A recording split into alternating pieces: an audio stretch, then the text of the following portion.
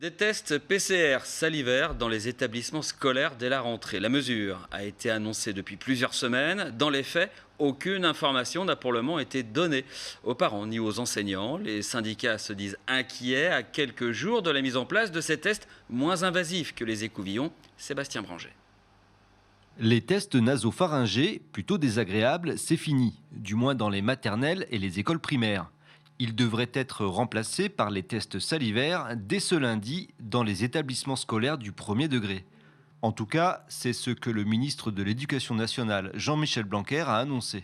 Il faut que les administrations trouvent les personnels, en sachant que les infirmières scolaires sont très peu nombre dans le département et qu'elles sont déjà débordées par l'ensemble des charges qu'elles ont à faire. Il va falloir qu'ils retrouvent qui et quand pour le faire. Et c'est là-dessus, je pense qu'on pense qu'il va y avoir un vrai problème, hein, comme pour les tests antigéniques, qui finalement ne se sont pas déployés en masse dans les écoles et collèges et lycées. À quelques jours du début de la campagne de dépistage en Indre-et-Loire, personne n'est vraiment au courant des modalités. Côté académique, c'est silence radio malgré nos relances. Les enseignants, eux, ne sont toujours pas informés. Et pour les parents d'élèves, en bout de chaîne, c'est le flou. Lauriane est mère de 2 enfants et professeure. Bien que d'accord sur le principe de ce test salivaire, elle s'interroge sur l'organisation de cette campagne.